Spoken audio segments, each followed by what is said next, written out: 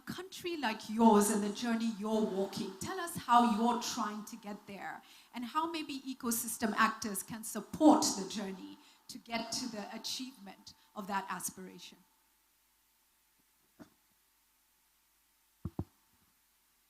Bonjour. Excellences, Mesdames et Messieurs les ministres, honorables panélistes, chères modératrices, Mesdames, Messieurs, distingués invités, tout protocole respecté, je suis ravie d'être avec vous aujourd'hui. Notre engagement s'inscrit dans l'agenda de l'Union africaine 2063 et dans la déclaration de Nouakchott. Et je suis honorée de partager avec vous la vision de la Mauritanie pour un modèle de financement durable de l'éducation au service d'une école équitable et performante. Concernant votre question, les trois piliers essentiels pour arriver à un mécanisme de financement pérenne et durable sont en fait optimisation des ressources nationales, aligner toutes les actions avec les priorités nationales et puis en fait consolider la coopération internationale. En ce qui concerne l'optimisation des ressources, la Mauritanie, en fait, son Excellence, le président de la République, a déclaré la guerre contre la corruption.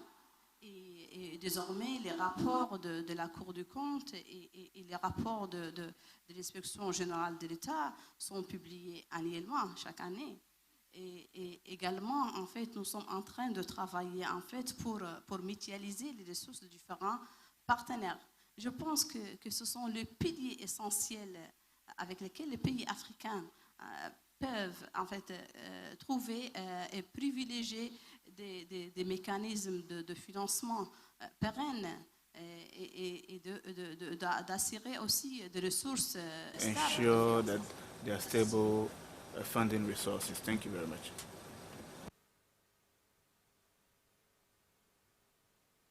I want to come now, Tiam, to your perspective. And the role that GPE has been playing. Let's just take a look at global partnerships. And we've referenced the era we are living in. We are facing very difficult times. It's very unique. But take us through how partnerships can continue to support building Africa's education system, but at the same time with an emphasis on ensuring Africa's education system can be independent as well. Please, over to you. Merci beaucoup. Je voudrais d'abord remercier Adea d'avoir associé le Partenariat mondial pour l'éducation à cette triennale qui se tient ici au Ghana et remercier les autorités ghanéennes aussi pour les dispositions prises en rapport avec Adea pour l'organisation. J'ai eu le plaisir d'accueillir la triennale à Dakar lorsque j'étais ministre de l'Éducation nationale du Sénégal. Maintenant, je suis ici dans ma position d'envoyé de haut niveau du Partenariat mondial pour l'éducation. Je pense que dans les discours qui ont été tenus tout à l'heure, notamment par le ministre de l'Éducation du Ghana et par le ministre des Finances, il est ressorti quelque chose d'extrêmement important et qui a été rappelé aussi par le ministre de l'Éducation du Rwanda. Avant de compter sur un partenariat, il faudrait d'abord avoir un leadership solide au niveau du pays. On ne parle pas d'aide au développement pour l'éducation. On ne parle pas d'assistance au développement pour l'éducation. On parle de partenariat pour l'éducation.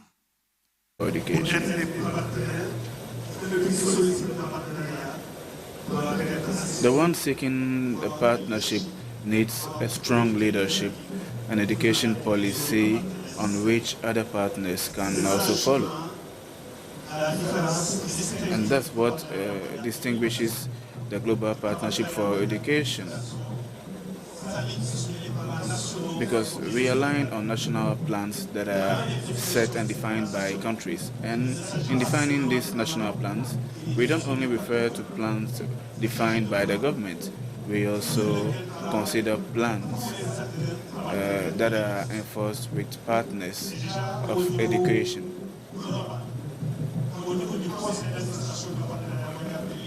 On the board of the Global Partnership for Education, there are representatives from the donor communities and also from beneficiary countries. We have civil society representatives. We have multilateral organizations, representatives like UNESCO, the World Bank, among others. We have international CSOs, representatives, among others.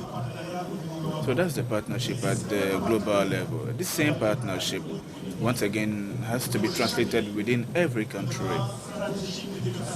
The strategic education plan needs to be approved by the local group of partners for education.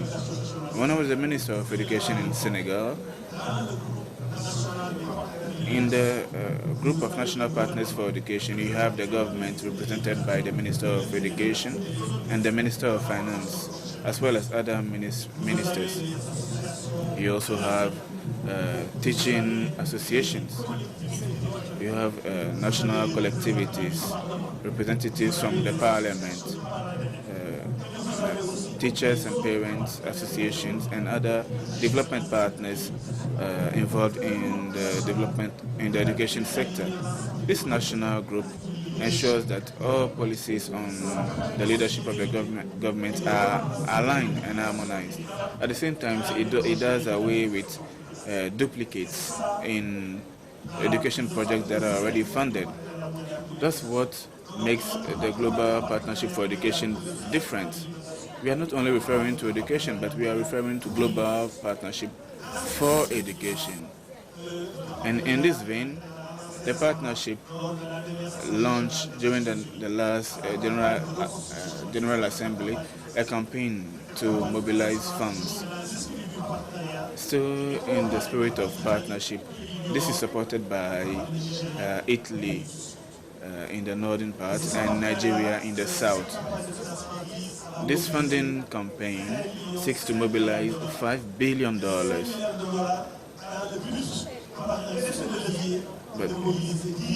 But through another initiative, it's important to mobilize $10 billion additionally. This has never been done before, and this funding will ensure that over 750,000 children have access to education. 750 million children have access to education. That's the value of partnership, because partnership needs to rest, first of all, on the will of the government. And just like the Minister of Education and Finance mentioned, the government needs to show willingness and commitment by providing resources to fund education. And that's when development partners will also come in to bridge the gap.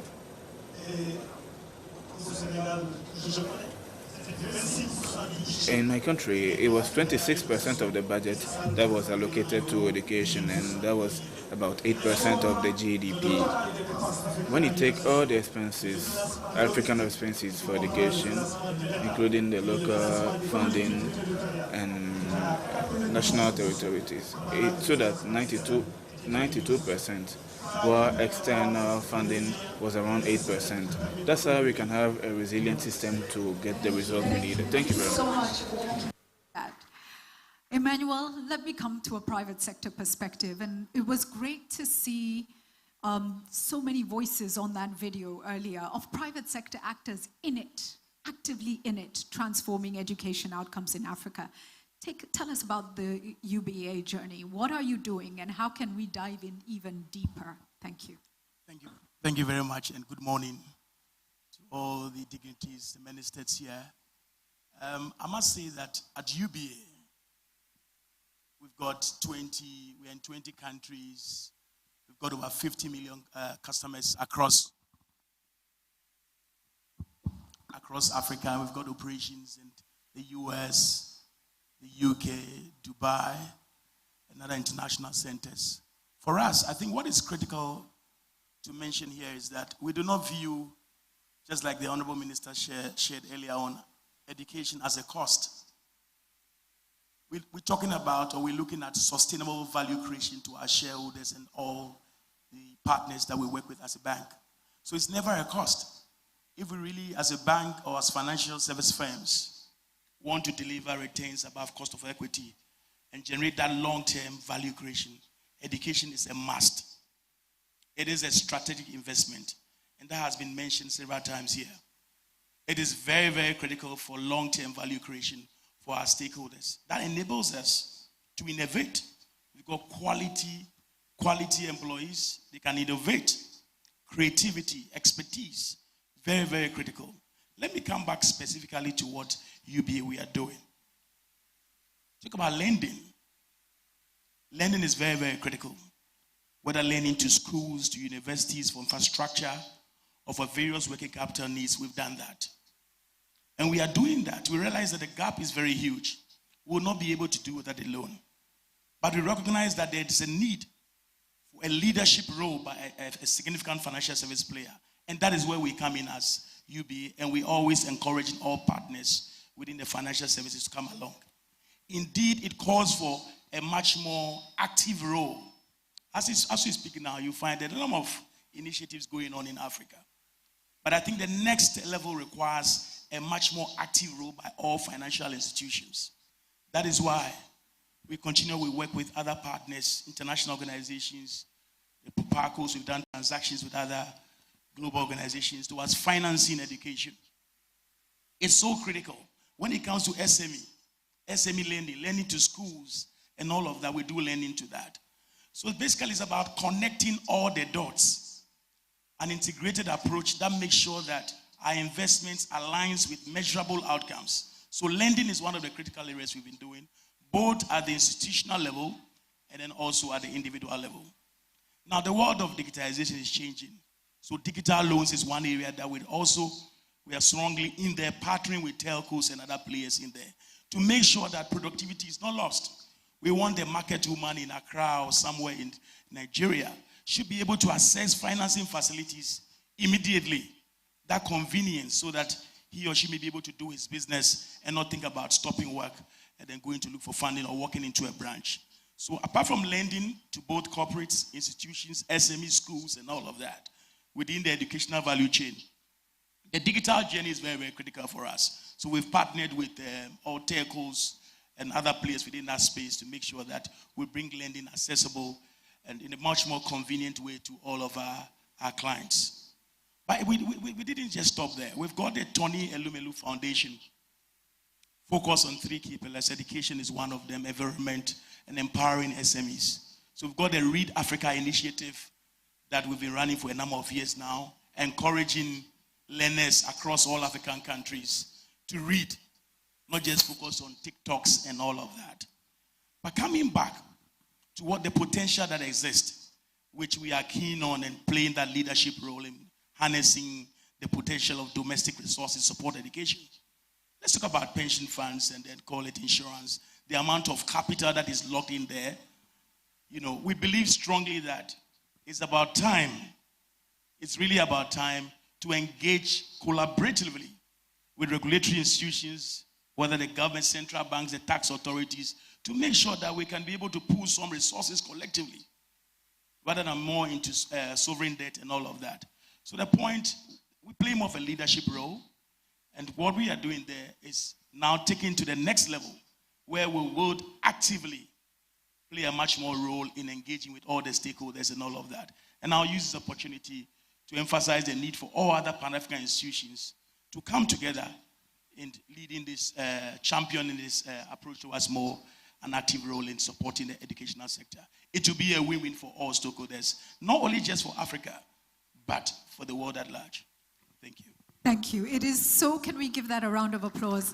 It is so wonderful to see how the private sector is in it, right? And we know this is happening across many African countries, but hearing that rallying call from you, I think, encourages others to dive in deeper as well. And we need to be all together on this journey. Because of time, I'm coming to the final question for each of the panelists, and I'm going to pose one question to each of you. And Minister, I'll start with you on the end. What is a message that you have for a critical actor in this room, or a partner you want to communicate with or work with? A message around how you can work together to open up change at scale, to drive transformation at scale, who do you want to speak to and what do you want to appeal or to say to them, please? Beaucoup. Comme vous le savez, nos pays africains font face à un déficit annuel estimé à 77 milliards de dollars. D'où vient la nécessité? To the tune of around $7 billion. So we need to find new sources of funding. We need to work hand in hand. We need to also leverage with fiscal potential, consolidate the public and private partnership, and better collaborate with all the various partners. Thank you. Joseph, please, Minister. Thank you. Same question? Yes. Okay. I'll echo what the Honorable Minister just mentioned.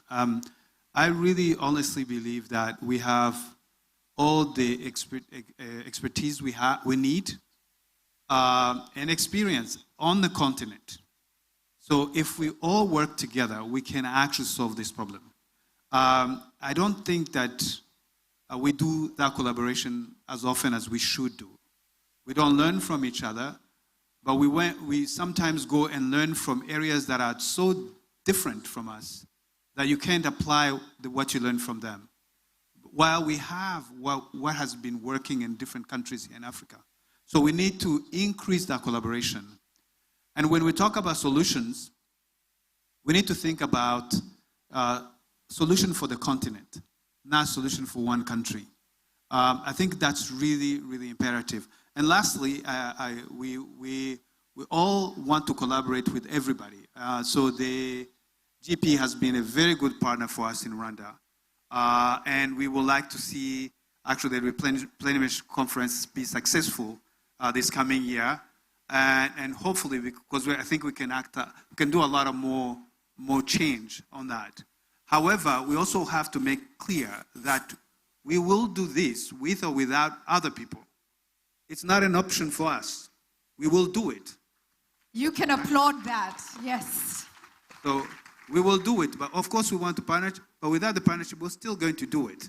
And so I invite all of us as Africans to really collaborate together and to take our destiny in our own hands. Thank you. Thank you, Joseph, and Minister Joseph. And we must do it. We have no choice but to do it. Please, TM. Yes, we must do it. You have no choice. It is the responsibility of government to do it. D'autant que le droit à l'éducation dans presque tous les pays. I say that given that the right to education in every country is enshrined in the Constitution, and the Constitution of every country says that this right needs to be ensured by the government. So it's the first responsibility of the state. Secondly, we do that through the African Union, through regional organizations like ECOWAS. We need to promote inter- and intra-African cooperation. It's very important to work hand in hand for education. Thirdly,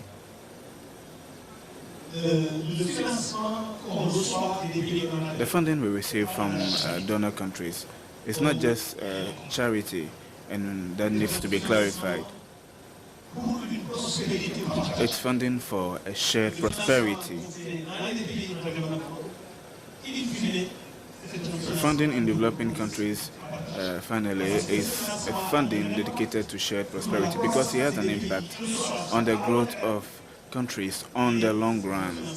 And it's also a funding that helps children to go to school. And when they go to school for education, that's how you contribute to the global security. That's all I have to share. Thank you. Thank you so much. Thank you. The final word, it seems, will be given to us by the private sector. Over to you, Emmanuel. Hello. I think for the private sector, I'll say we look up to governance. Governance is very, very critical. So when we talk about issues of financing or the various innovative ways of financing, we would like to see more proactive engagement around transparency in allocating risk, fairness around it, adaptability of schemes or structures to finance or partner with various institutions and all of that. That's very, very critical for us. So we really want that proactive engagement. The right regulatory incentives around taxes becomes very, very critical for us as well, where we can engage and know what is ahead. With that strong governance structures, we are able to also plan resources and allocate capital internally for the benefit of, or the greater good of all of our stakeholders. Number two, the other point that I think is critical for us, especially in the financial services sector, is how we make much more progress towards harmonizing regulations on the continent. We've seen the potential benefits and advantages from the AFTA project by Afrexim Bank. And I think it's about time we deepen or we follow through with more proactive engagement in harmonizing regulations around capital, banking, insurance. Those are my final words on that. Wow. Thank you. Thank you for that.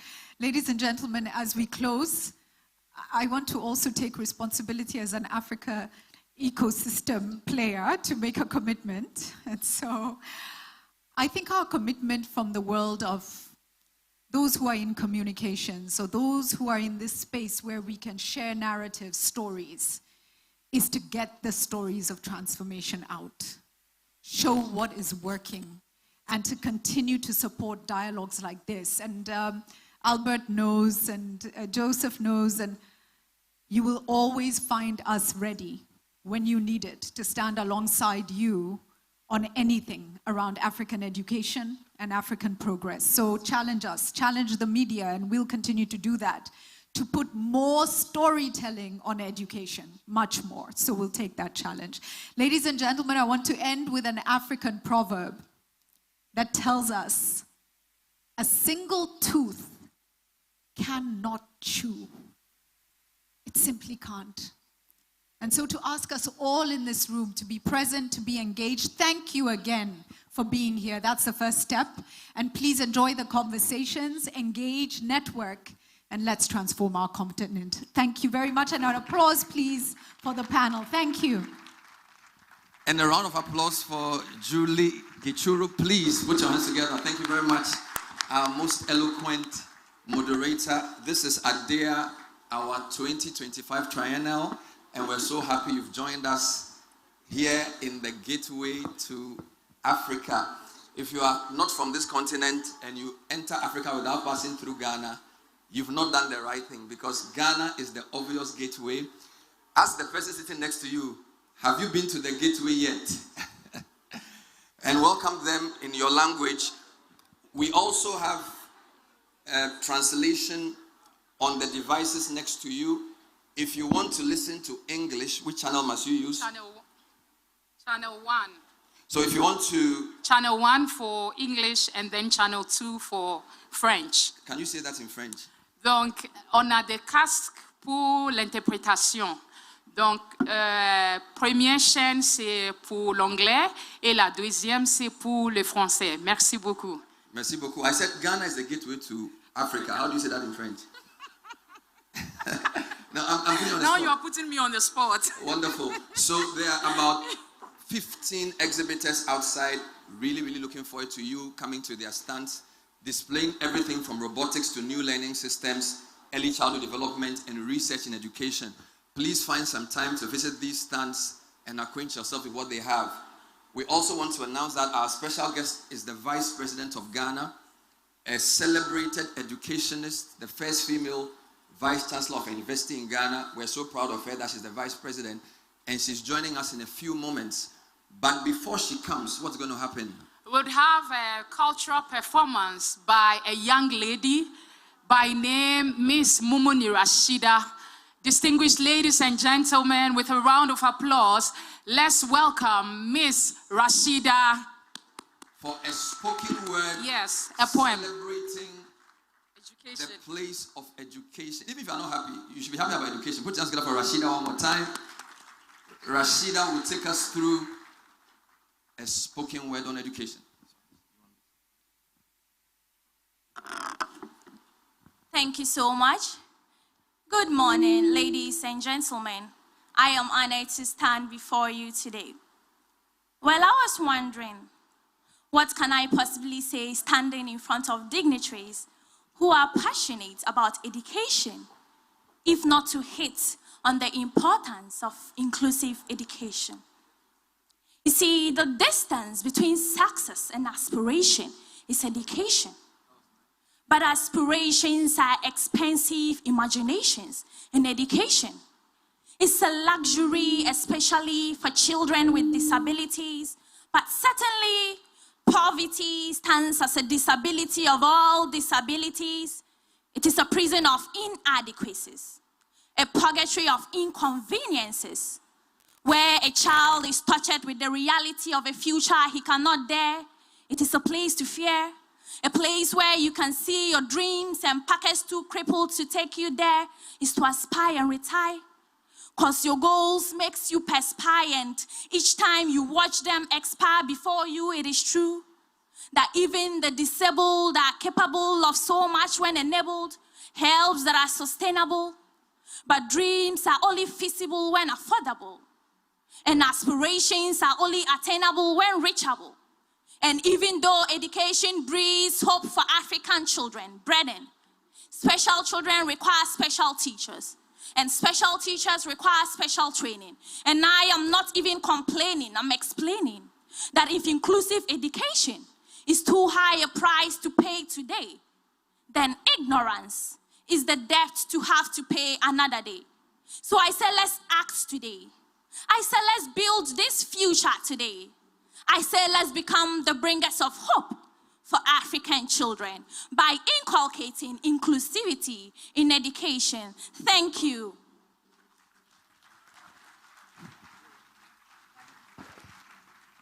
Wow. I think that was great. She deserves a round of applause. That was Rashida too. Amazing stuff. We'd like to invite the Valley View Choir to give us a quick performance before the official opening ceremony starts. So if the Valley View Choir are here, please take up the slot. Thank you very much.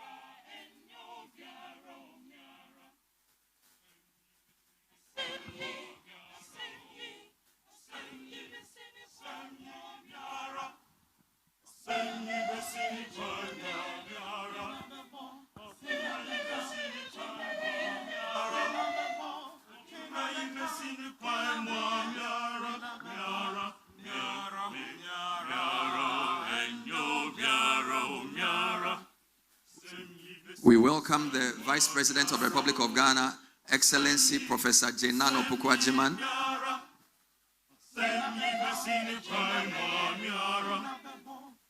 Accompanied by Minister for Education, Haruna Idrisu. Let's remain standing for the national anthem.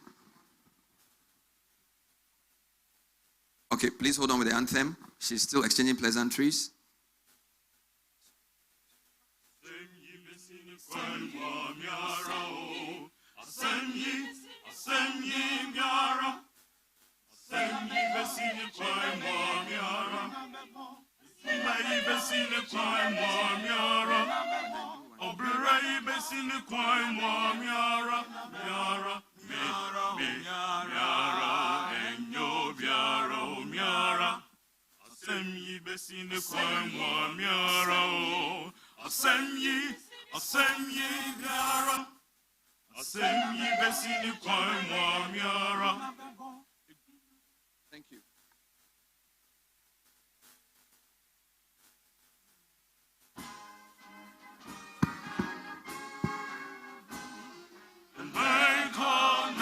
nation great and strong, bold to defend forever the cause of freedom and of right. Fill our hearts with true humility, make us cherish fearless honesty, and help us to resist oppressors through it all our will and might forevermore.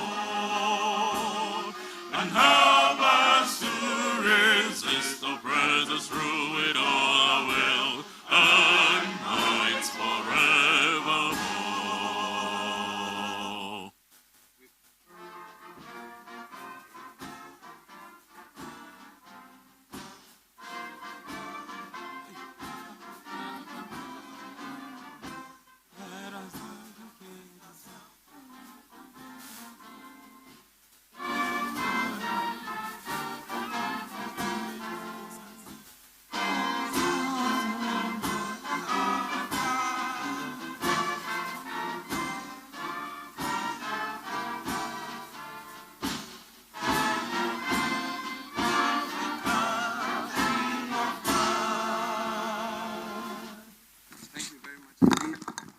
Please be seated.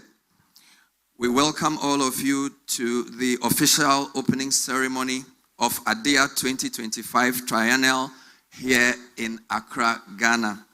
My name is Bernard Avle. My co-MC is Priska Patience Jamodie. We want to first welcome Her Excellency, the Vice President of the Republic of Ghana, Professor J. Nana Opoku-Agyeman. Please put your hands together for her. Welcome home, because you are among your colleagues. We know you spent a distinguished career in education, and these are friends of yours from all over the world. So, akwaba to you. Put your hands together one more time. Our host is the Minister for Education, the Honorable Haruna Idrisu, and Member of Parliament for Tamale South. Let's acknowledge him with a round of applause. We're very privileged to have the Commissioner for Education, Science and Technology and Innovation for the AU, Excellency Professor Gaspard Banyankimbona. Did I get that right? Yes, you did. All right. We're also very privileged to have the Executive Secretary of Adea, Albert Nsenguyimva. And last but not least on that list, we have the AFDB Country Manager for Ghana, Miss Jerusalem Fasika. We are privileged to have a number of Ministers of Education and Deputy Ministers for Education. My colleague will just acknowledge some of them. The list is very tall. Please forgive us if we miss out on your name. Who else do we have, please? So for Botswana, we are warmly joined by Honorable Minister Prince Mayele, Minister of Higher Education. Please acknowledge him. We are happy to have you here, sir. We also have Honorable, for Liberia, we have Honorable Clifford Kona Jr., Assistant Minister for Teacher Education. Thank you for making it here, sir. And then for Mauritania, nous avons Honorable Dr. Madame Ouda Baba Sid Mamed. C'est ça? Merci d'être ici, Madame. Nous l'apprécions beaucoup. And then for Namibia, we have Honorable Dino Baloti, Deputy Minister of Education, Innovation, Youth, Sports, Arts and Culture. Thank you for being with us. And for Rwanda, we have Honorable Mr. Joseph Nsengimana, Minister of Education. Merci beaucoup, Monsieur, d'être avec nous. And then for Sierra Leone, we have Honorable Mr. Conrad Omalike Saki. Did I get it right? You're welcome, sir. Minister of Basic and Senior Secondary School Education. I think that would be... Well, with a name like Saki, you obviously have Ghanaian roots. So even if you are not from here, we claim you. Akwaba. Acknowledging also the Ghana Deputy Minister for Education and a Member of Parliament for Busa South, the Honorable Clement Apak. Thank you for being here. And we earlier on had the Deputy Minister for Finance, Thomas Ampemnyako, who gave us a speech as well. We're going to have a few quick speeches to set the scene for a very busy 3 days. We'd like to first bring upstage the Executive Secretary for Adea, in the person of Albert Insengimmuva. Help me. So we have Mr. Albert Insengimmuva. Ladies and gentlemen, let's give him a round of applause.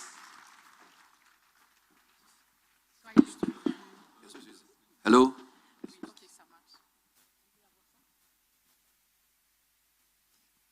I hope by the end of the Triennale, the name was going to be familiar here in Ghana. You know, they will know how to read it. Honorable, Your Excellency, Vice President of Ghana, Mama Jane Nana Oboko Agemar, thank you for coming. I know your time is extremely busy, but we really appreciate your presence here. Thank you so much for being here. And I must say that we are here because of you, somehow. She's a professor by profession. She's a professor. She's a former Minister of Education.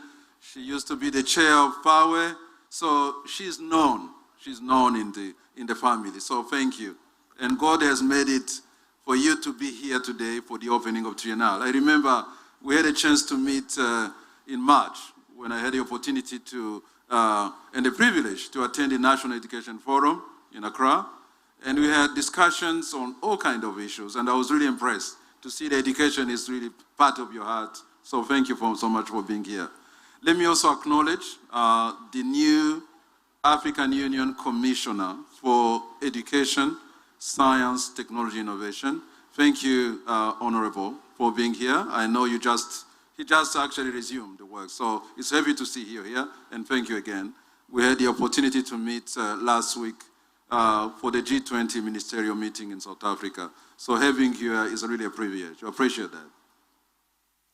Let me also acknowledge several ministers here. Actually, the list they had just presented was not exhaustive. So I hope the Minister of Education of Ghana is going to provide an extensive and exhaustive list of ministers present and also ministers representative that are part of this convening. I would like also to acknowledge several partners in the room. Thank you, partners. Very, very big number of partners. The number is growing and very impressive. But also let me acknowledge that number of partners that I see. I can see the faces that were there in 2022 when we met in Mauritius. So thank you for your level of fidelity, for your level of confidence in being part of this gathering and continue to contribute on such an important thing for the continent. So thank you, Ghana, again, for hosting this in such a very disruptive time. You know, there was a session, Honorable Excellency, Vice President. We just came out of a session on education financing. And we know the time we are in is actually very difficult. But some of us who have been going through these kind of challenges when we were in office, we believe challenges are there to build our learning and our capability to address them. Because comfort zone cannot definitely help us to actually to come up with solutions. So we are here in such an incredible time where on one side, the continent and the globe is under the geopolitics that are crazily engaging and evolving every time. But that's really the context we are in. And some of these things are beyond our control. But there are things that are under our control. And those are the things we need to discuss here. Those are the things that are going to guide our discussions over the coming 3 days. So I really appreciate this momentum. We met in 2022, as I already alluded to. We had great discussions. And I was looking back and say, if I was to reflect on the discussion that took place in Mauritius, what lessons have we learned from that? What are we bringing here? Because in the end, we are meeting for a reason. We are meeting because we need to fix education. Whether we talk about financing, whether we talk about curriculum, whether we talk about integrating technology, whether we talk about teacher professional development or school leadership or data, must speak, as some of us keep saying. All these are meant for a reason. strengthening our education system. So over the coming 3 days, we will have all kinds of discussions. We will engage in many different forums. But I would like to see outcome out of this. Critical issues that we need to address, including and most importantly, how we raise leadership in our different countries. Because leadership matters. It is not just about developing tools, and we have seen a number of tools coming out over the last 3 years. Whether we talk about a tool to facilitate developing policies, we have seen new facilities in terms of supporting, strengthening capacities in our systems. We are seeing tools around technology. Yesterday we had an event, thank you Minister for attending the event, a framework to support integration of technology in education. All these are very important, but without leadership, without commitment, without accountability systems, all these tools will be useless. So this is really a very important momentum where we need to test all these tools and how they can operate in our different contexts and different systems. And how about connecting incredible level policies that we have seen coming out with what happened in the classrooms? Because in the end, that's what we are talking about. We are talking about anything we do better at the policy level, anything we do better in developing tools, the end result is to improve learning outcome. So that's really where we are, and this is what we expect. I have never seen a room with such a great number of experts. Very impressive. For all over the places. I'm seeing people from Canada all the way, people from India, from United States, from Europe, all these are in this room. And they have all kinds of expertise. So the issue is no longer to convince ourselves the value of education. We have gone beyond that. The issue is how do we translate all this knowledge that we have in the room, all these frameworks that we've been developing, all these capacities to support learning outcome. The environment we are in is also, especially in education, is about taking a great number of young kids that are no longer in schools. We had a webinar, and I'm sure colleagues that organized or co-organized a webinar a couple of weeks ago, they're in the room, the education.org and UNICEF. I was shocked by the number of out-of school children on the continent. We are talking about 100 million. So, leaders in the room, colleagues, this is a serious call to action. We cannot talk about learning outcome if children are not in school, not at all. So, it is going to take a lot of effort of us, moving away from our comfort zone, bringing new ideas on how to navigate the challenges and a number of issues that we are facing as a continent.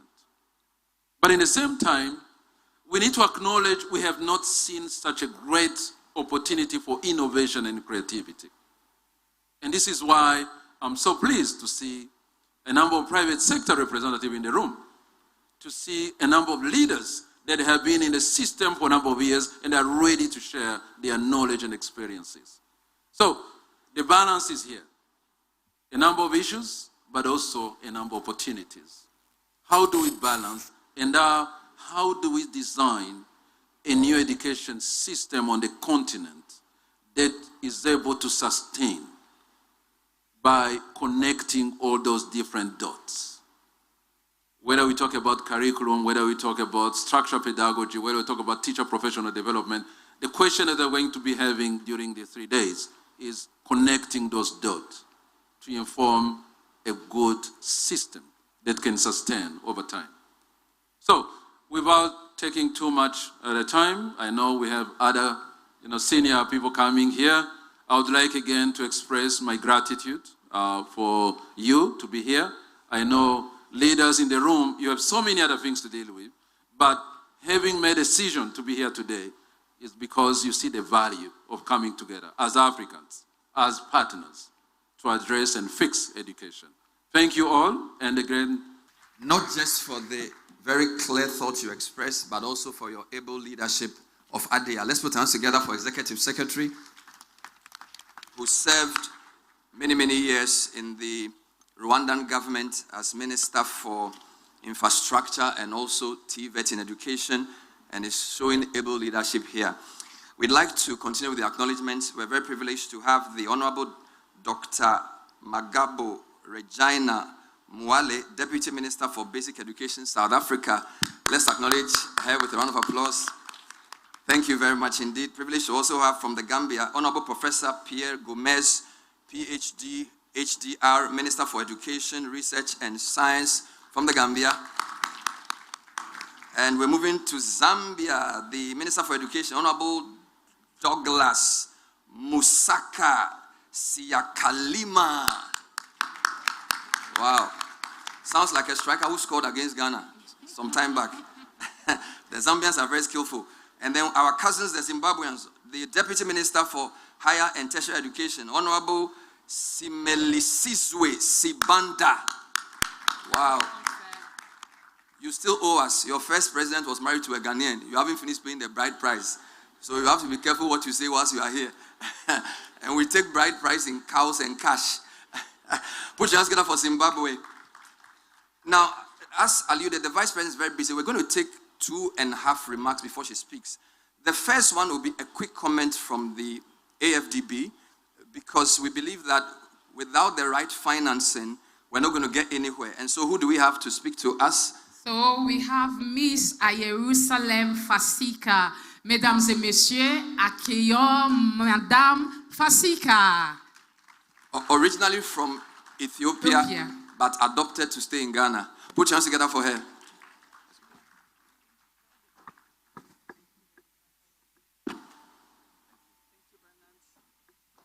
It's true, I am Ghanaian at heart, even though my passport says I'm Ethiopian.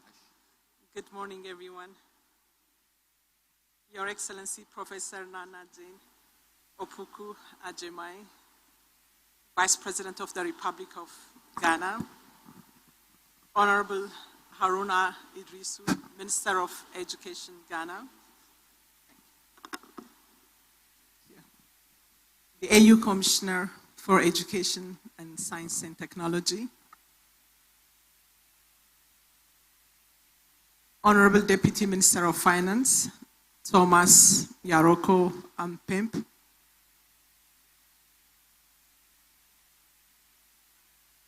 Mr. Albert Nesinga Yomba, Executive Director of Adea, all ministers that have traveled to the beautiful Accra from the continent, distinguished guests, ladies and gentlemen, all protocol observed. It's a distinct privilege to participate in the 2025 Adea Triennale, one of Africa's foremost platforms for exchange of transformative ideas and experiences to shape the future of education across our continent. I'm honored to convey warm greetings from Dr. Sidi Uta, President of the African Development Bank Group, whom I have the privilege of representing at this important gathering. The theme of this triennale, strengthening the resilience of Africa's educational system, advancing towards ending learning poverty by 2035, with a well-educated and skilled workforce for the continent and beyond, is timely and aligns with the African Union's Agenda 2063. It reflects our shared commitment to building inclusive, future-ready education systems. Africa stands at a crucial juncture with learning poverty and exclusion threatening the continent's development aspirations. Nearly 80% of children in sub-Saharan Africa are unable to read by age 10, and an estimated 118 million children remain out of school. recent reductions in education financing threaten to push an additional 6 million more out of school. These challenges are further compounded by conflict, displacement, and climate change, which continue to disrupt learning and weaken the resilience of our education systems. In tertiary education, despite commendable progress, significant gaps remain that must be urgently addressed. Africa currently invests only 0.59% of its GDP in its research and development, compared to a 1.79% global average. Most concerning is the low tertiary enrollment rate, with only 6% of African youth accessing higher education, which is far below the global benchmarks. These figures highlight the urgency of our collective efforts to transform education systems into engines of innovation, inclusion, and sustainable development. Africa's demographic profile presents a transformative opportunity. By 2035, Africa will lead globally in youth entering the workforce. Yet, this demographic dividend remains at risk. 2/3 of youth are either unemployed, discouraged, or engaged in vulnerable employment. Considering these challenges and the immense potential that lies ahead, it's imperative that we prioritize sustainable education financing across our continent to reverse learning poverty and to enhance the relevance and quality of African educational systems. The African Development Bank, through its strategic priorities, recognizes the crucial role of education and skills development in achieving a prosperous, inclusive, resilient, and integrated Africa.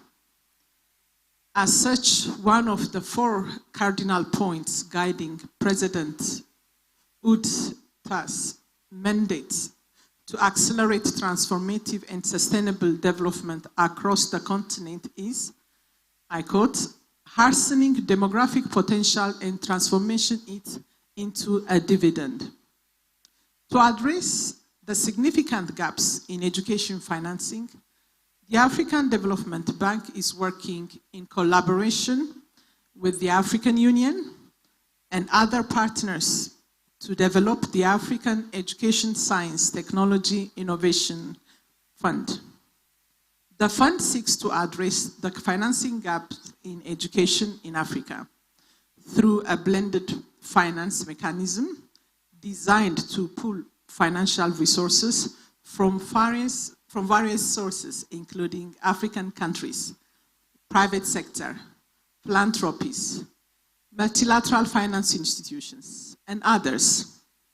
Let me take this opportunity to thank the governments of Ghana, Botswana, Malawi, Kenya, and Zambia for their visionary leadership, which led them to pledge resources for the African Education Science Technology Innovation Fund. These efforts are further reinforced through the African Development Bank's Skills for Employability and Productivity in Africa Action Plan, which covers 2022 to 2025. This strategic framework is designed to bridge Africa's persistent skills gap and address the mismatch between education outcomes and labor market demands. The framework focuses on 2 critical pillars: expanding education infrastructure and strengthening the enabling environment for skills development.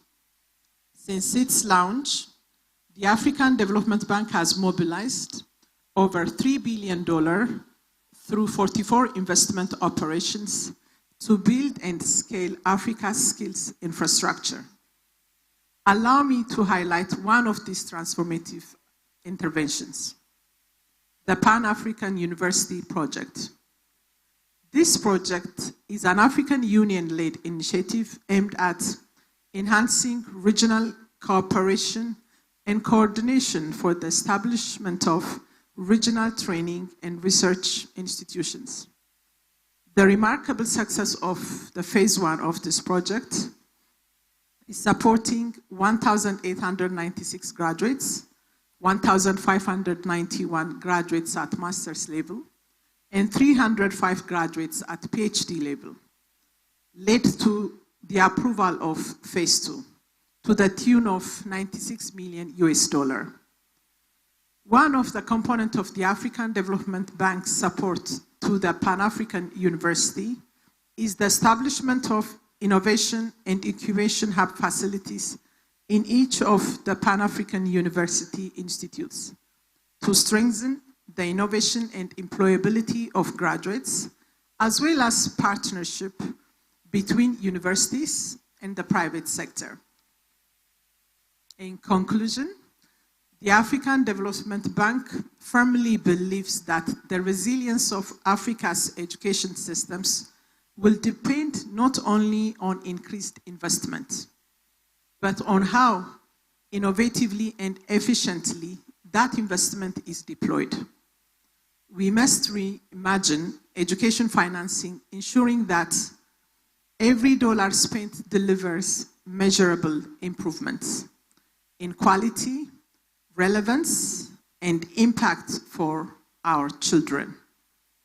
Education must be demand-driven, aligned with labor market needs, and designed to foster innovation, competitiveness, and lifelong learning.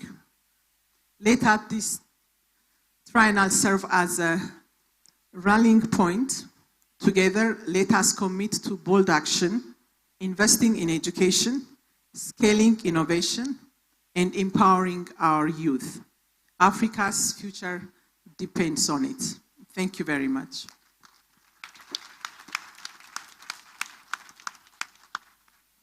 Thank you so much. Let's put hands together one more time for the AFDB country manager to Ghana, who is representing the AFDB president. Thank you so much for that speech. We have a few more organizations to acknowledge. This is a partnership, so let's acknowledge a few of them. So, distinguished ladies and gentlemen, we would like to acknowledge some of our partners in our midst. So, we have the Global Partnership for Education, which is represented by Mr. Mbaye Serinthiam. Soyez les bienvenus, messieurs. We also have for the private sector, UBA GCO, represented by Mr. Emmanuel Lamte Akwaba. We also have MasterCard Foundation, represented by Mr. Peter Materu. You're welcome, sir. We also have Hempel Foundation, represented by Anders Holm. You're welcome, sir. We also have Gates Foundation, represented by Mr. Benjamin Pipa. You're welcome, sir. We have UNICEF, represented by Mr. Pierre Rebolo Brito. Madame Pierre Rebolo Brito. You're welcome. And then we have Expertise France. Expertise France, il y a un représentant ici? OK. Merci beaucoup. Soyez chaleureusement les bienvenus, madame. We also have a representative from the World Bank. Okay, and then finally, Human Capital Africa, represented by Mr. Obi. No, that's Dr. Obi. Sorry. Ezekwesili. Dr. Obi Agali, forgive us. You know, when you see a name and it's not an English name, be very careful. Well noted. Dr. Obi, forgive us. You're welcome, ma'am. You know, we Ewes and Igbos, our names are gender neutral. So Edem can mean anything. So Obi Agali can mean anything. Now, we're trying to expedite the time. So I said to Minister, we can make this very simple. If you're a speaker whose country hasn't qualified for the World Cup, you won't come on stage at all. So it will be very easy. Only 9 countries have qualified. But he says, no, that's not fair because, you know, in Ghana, we welcome everybody. So the compromise is that if your country is not going for the World Cup, you have a very short time to speak.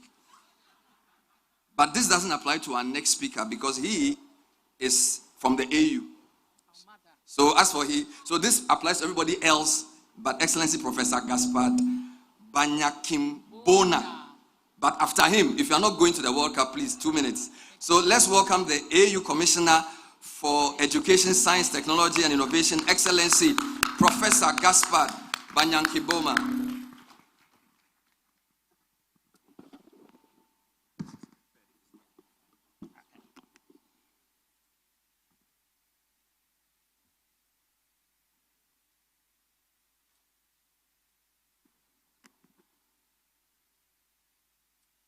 Thank you very much, MC.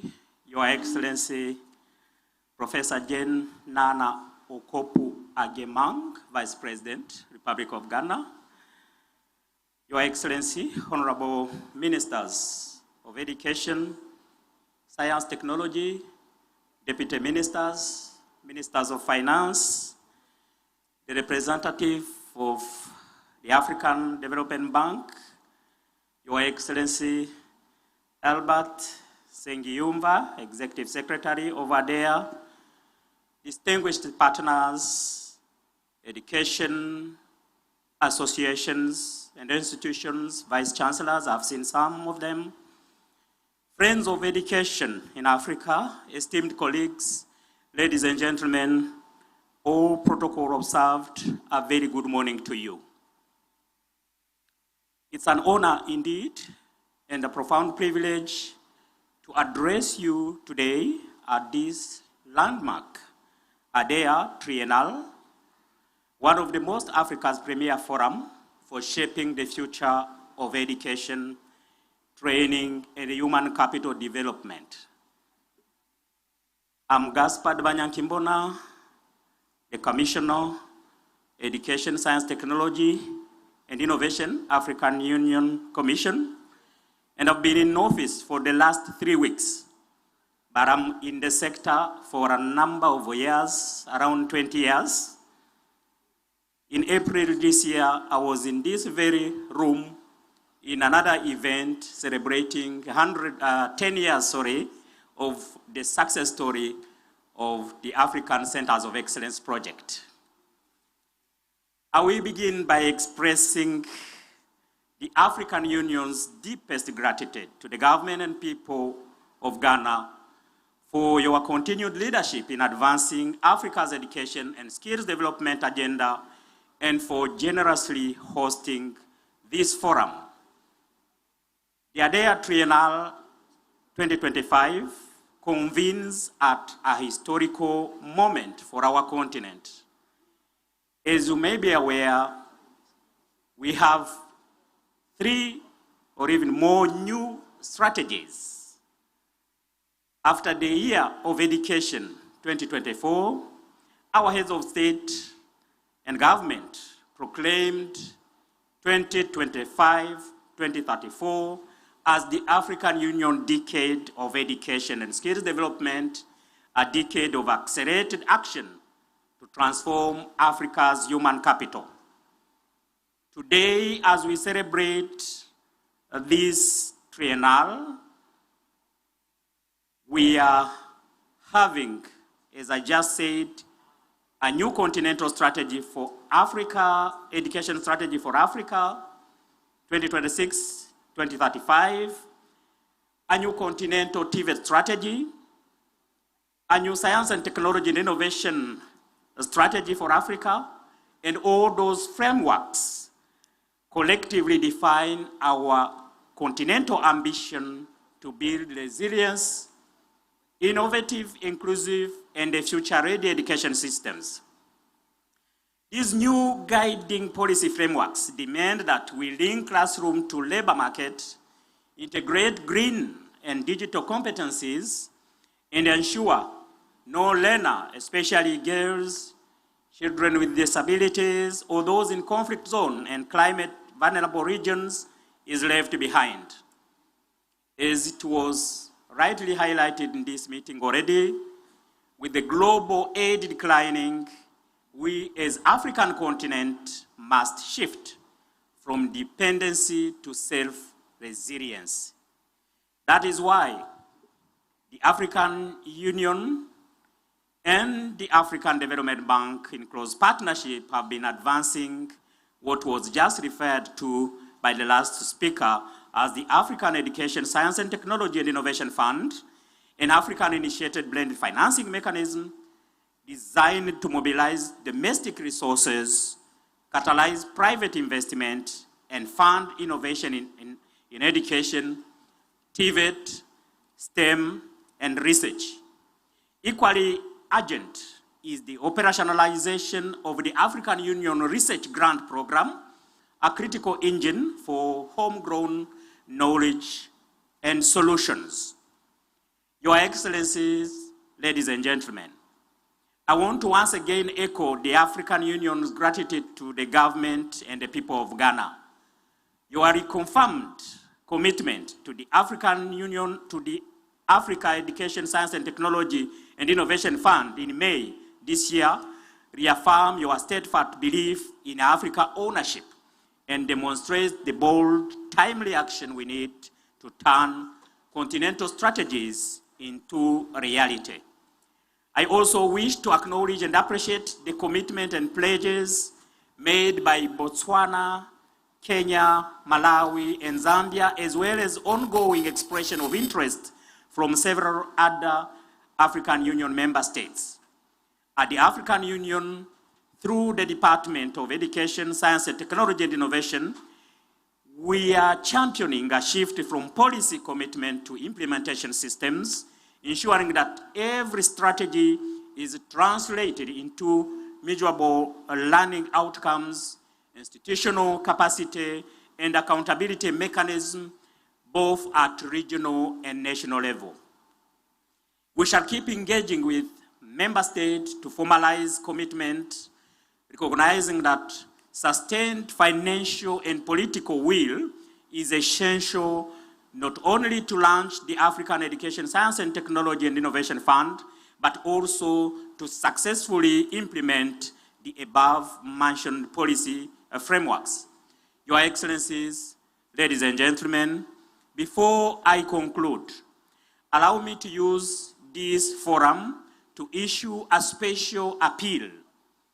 I call upon on the Committee of 10 African Heads of State, Champions of Education, known as C10, to lend their high-level political support to both the decade of education and this continental financing instrument. Education is Africa's most strategic investment, the foundation of sovereignty, prosperity, and peace. If we educate our children well, our place in the world will no longer be negotiated but earned through the excellence of our human capital. Adea, as a trusted continental institution, must and is indeed at the forefront of the implementation, driving peer learning, evidence-based policy, and accountability across member states. Adea, congratulations for your work. Let this 2025 Adea Triennale mark our turning point from vision to action, from dialogue to delivery, and from aspiration to African-led transformation. I thank you. Thank you so very much, Your Excellency. Please put your hands together one more time for His Excellency. Forgive. For that very powerful. And in case you are wondering, originally from Burundi, but covered by the AU. We have a few more ministers to acknowledge. So, ladies and gentlemen, we have Honorable Justine Chipo Hunyepa, Assistant Minister of Education, Lesotho. Oh, sorry, Botswana. Botswana, thank you very much. Thank you very much for that rectification. And we also have Dr. Folake Olatunji David, Director for Basic Education, representative for the Minister of Education, Nigeria. You're welcome, ma'am. Thank you very much. And then we have Honorable Francisco Pacheco, Secretary of State for Education, Republic of Angola. You're welcome, sir. Soyez les bienvenus. Thank you. Now, we'd like to bring up the Minister for Education. Two things to say. When we were in the university, he was the president of the student union, and a lot of students blame him for cost sharing. Last week, they initiated free school paying for first years. So in the eyes of the students, he's redeeming himself as Minister for Education. Ladies and gentlemen, let's welcome Honorable Haruna Idrisu, Minister for Education for Ghana, to bring us some quick remarks. Thank you. Thank you very much, Bernard, for those warm words. Excellency, the Vice President of the Republic of Ghana, Professor Jane Nana Opoku-Agyeman, Executive Director of Adea Albert, Fasika, representing the Africa Development Bank, colleague ministers from Burkina Faso, Liberia, Mauritania, Namibia, Rwanda, Sierra Leone, Botswana, Angola, Nigeria, South Africa, Zambia, and Zimbabwe. Akwaba, and welcome to Accra. And thank you for finding time to join us to share our experiences and ideas on education and the future of education. And my colleague, members of parliament, if there are any, Deputy Minister, Director General GS, Technical Advisor, and then our development partners, Global Partnership for Education, FCDO of the United Kingdom, the World Bank, MasterCard Foundation. I want to thank you. If you observe participation in this room, we have every reason to applaud ourselves an impressive participation.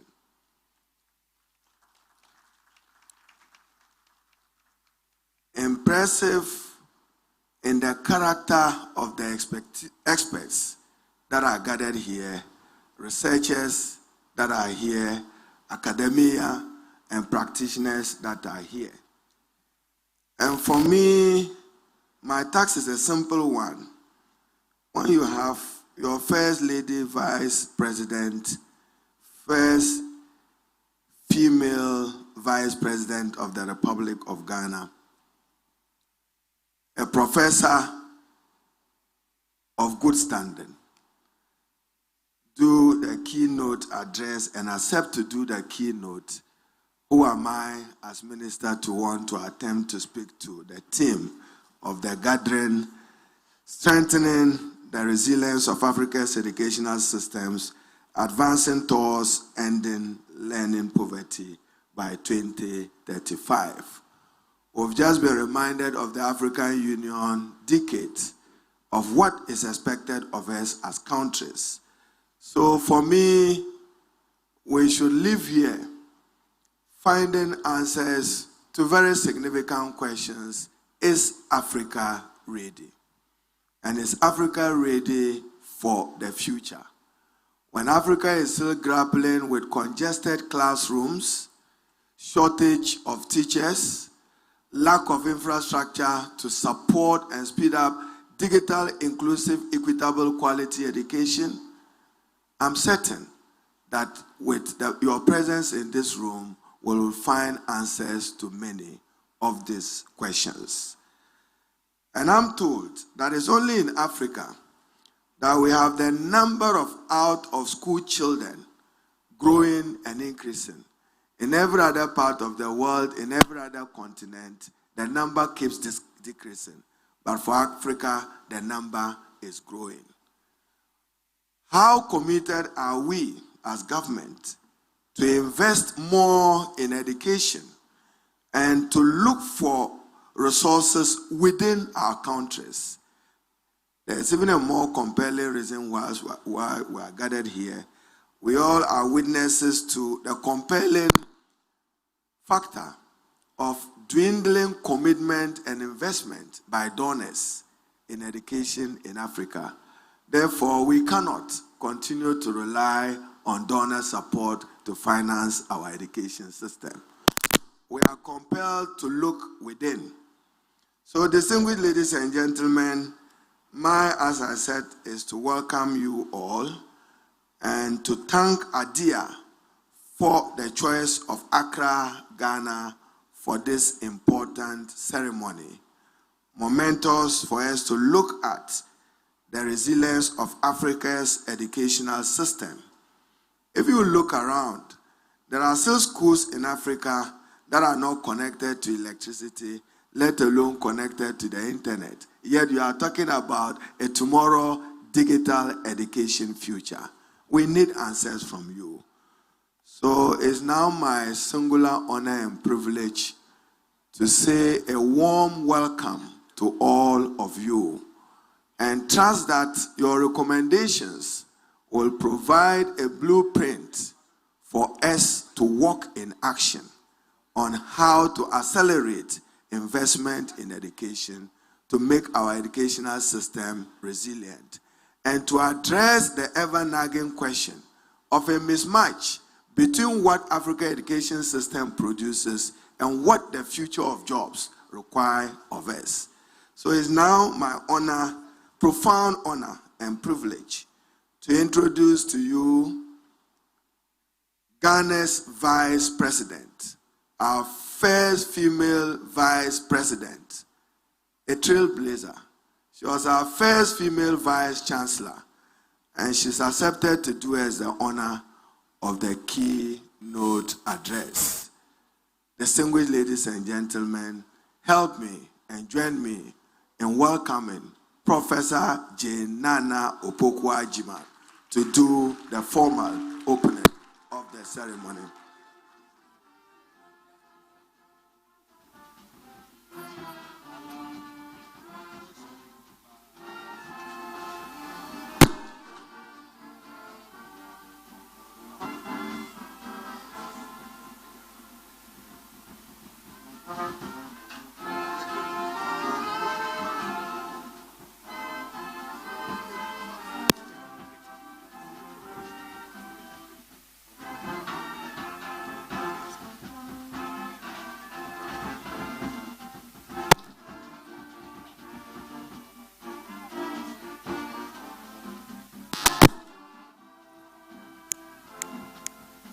Check one.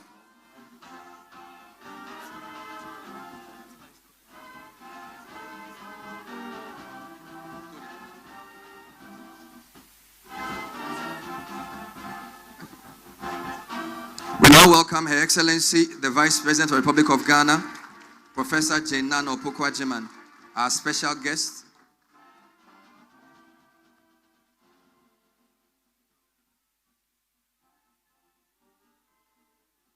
Thank you. Please take your seats. I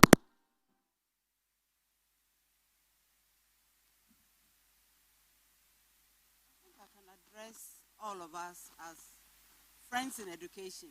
Is that okay? To address everyone as a friend in education. Is that acceptable? Okay, then good morning to. And allow me to refer to the protocol established and to welcome all of you to Ghana. I bring you greetings from His Excellency, the President of the Republic of Ghana, John Dramani Mahama, who was meant to be here, but he was called away on another important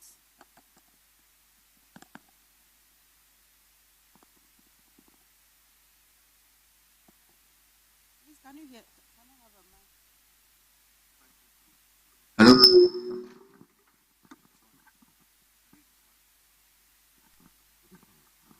Yeah, thank you very much. I started by sending you greetings from His Excellency, the President of Ghana, John Dramani Mahama, who was meant to be here, but he was called away on another important last-minute assignment, and I'm very happy to be here. I'm happy, especially at this year's gathering, partly because Ghana is the event you have chosen as your venue, but especially also because this is about human development anchored on education. I commend our minister for Education, Haruna Idrisu, and his team. And please accept my welcome to all of you to our beloved country. Enjoy your stay, enjoy our food, especially the Ghana jollof made from local rice. Enjoy our warmth, enjoy our hospitality. This year's, I know why the Nigerians are giggling. And we know this year's gathering has two key aims. First, to take stock of the previous triennial held 2022, and second, to reflect on the implications of global and continental shifts on education. What we can do differently to improve quality relevance. As an African-led organization, Adea's self-assessment must also consider how emerging global trends integrate with our cultures, which have long sustained different forms of education. Across our continent, governments continue to grapple with learning poverty through problems like basic literary skills,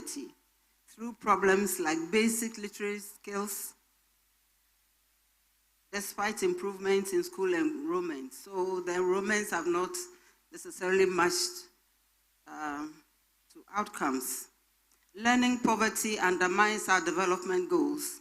We must prepare our education systems to cope with rapid technological change and societal transformation. But we need to go beyond coping. We must also create, we must contribute to that technology. And we need the skills that make them possible. We must also recognize our achievements. They have been many, even under trying circumstances. I also need to salute all our workers in education, the teachers, the researchers, administrative and support staff, and urge them to do even more and to do even better. Our current age, more than ever, demands that academic knowledge must be matched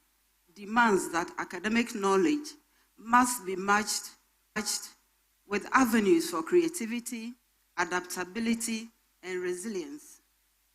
I believe the 2025 triennial will strengthen collaboration among African countries so that our youth will develop the skills and cultural orientation necessary to thrive in today's world.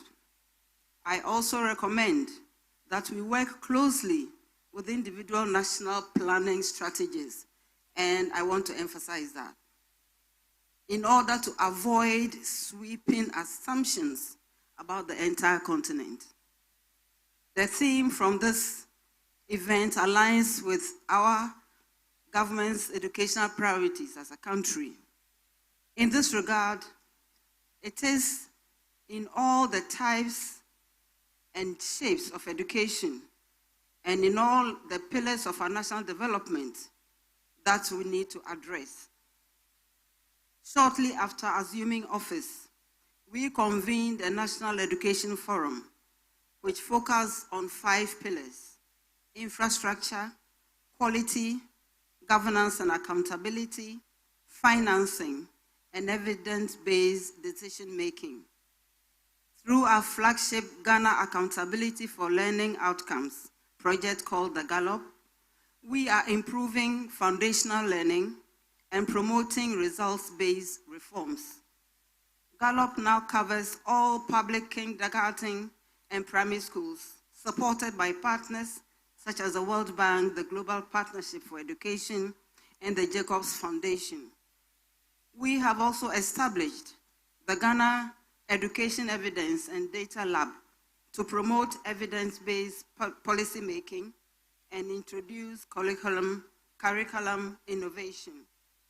Recognizing the power of research, our government has established the National Research Fund with a seed capital of 50 million Ghana cedis from the GET Fund to support research institutions and evidence-driven educational policies. Despite these achievements, financing remains a challenge. Ghana, like many of her peers on the continent, must work very hard to keep pace with rising educational demands, especially in TVET, STEM, and EdTech.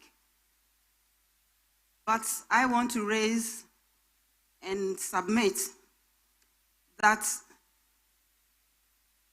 the relevance of education should be directly linked to the long-term economic and social development agendas of our countries. We believe that the time has come for Africa to rely more on her resources to solve her problems.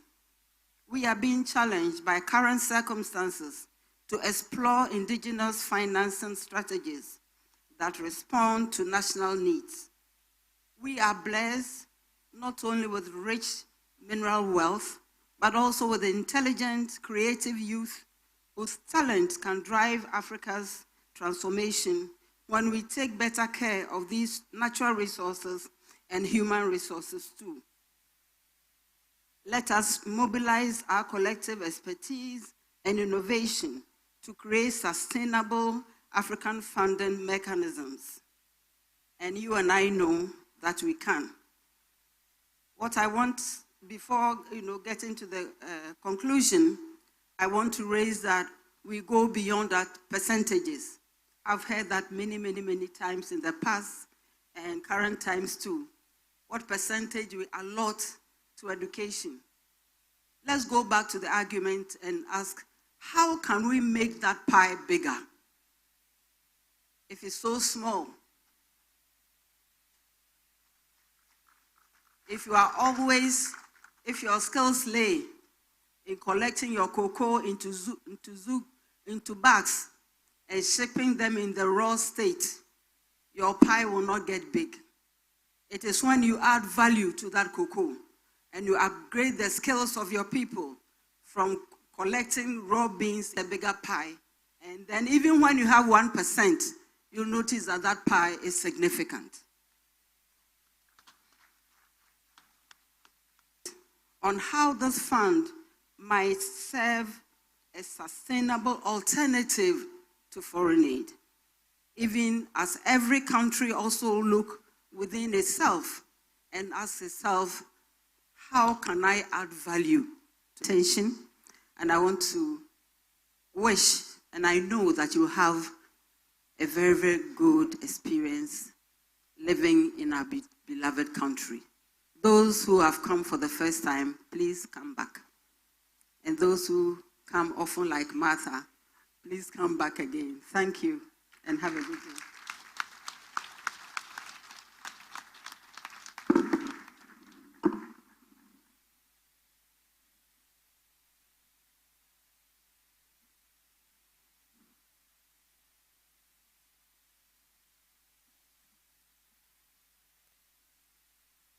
I think our Vice President deserves another round of applause. Honorable Minister, before her exit, we'd like to request to take a few quick photographs here to save all of us the time. So with your indulgence, so please be seated. We want to invite the Vice President, the Minister, the AU Commissioner, and the rep from Adea for a quick round of group photographs. And then we'll also call the ministers or their reps here present for the next batch of photographs. That will save us some time. So please come for the podium. We would also invite you respectfully after this session to our cocoa break and also to visit our stands where we have up to 15 or 16 exhibitors. So we're taking 3 rounds. This is the first one for the Vice President and the Commissioner, the Minister from Ghana, and of course the Adea Executive Director, together with rep from AFDB. We'd like to now invite all Ministers of Education or their reps, so Minister or Deputy Minister of Education here, please come up. If we mention your name in the introduction, please come and join them for another round of photographs, please. We'll do that quickly. And I want to also acknowledge two more, but please come up stage quickly. Deputy ministers and ministers, just join us for a quick one. The rep from Central African Republic, Mr. Rene Sylvester Ketegua, Director General of Education, please join this group. Also the rep from UNESCO, the rep from Cameroon, Dr. Roland Kuraku, please join us. Yes. So please join us for the second batch. If your name tag has visitor written on it, it means we were not ready, but now we are ready. So please go for your original name tag when we go for the break. If you have a tag that has the name visitor or the word visitor, please make sure you get your tag. We have a very small stage. We apologize. We'd like to save time, which is why we're doing the photos here. Please forgive us. Thank you very much. And then, ministers, you may sit now. The last batch will be the reps we call the partners. Dr. Obi, please come. All the partners, UNESCO, MasterCard Foundation, World Bank. So, ministers, you may sit. The last batch are the partners. UBA, all the partner organizations, the Gates Foundation. Please join us. FCDO, all the partners whose organizations were acknowledged. Even if we missed the organization's name, please join the Vice President and the Minister for this very important picture. We have a brief cocoa or coffee break right after this in the driveway just outside the pavilion. Please help yourselves to some of the snacks we have for you.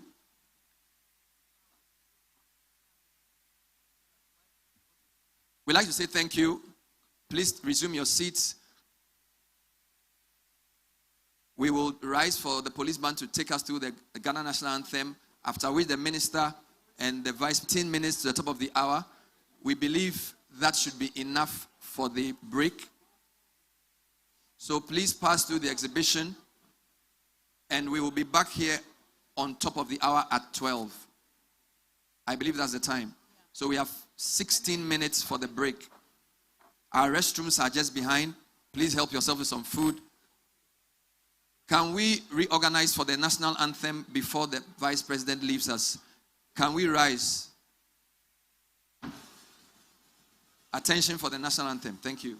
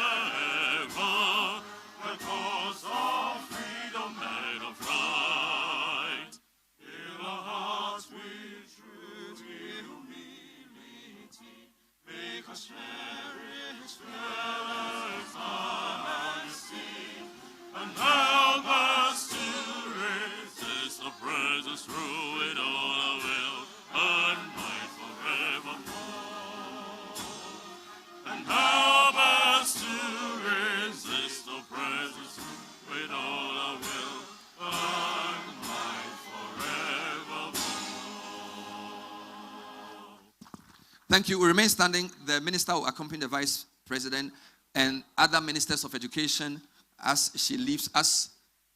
Chief of Staff, please direct us.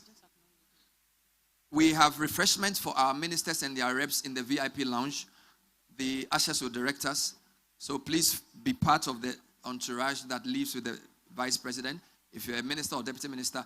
The rest of us, we have our refreshment right outside next to where the exhibitions are. We invite you to visit our exhibition stands and see some of the fantastic work being done from all over the world as we promote the development of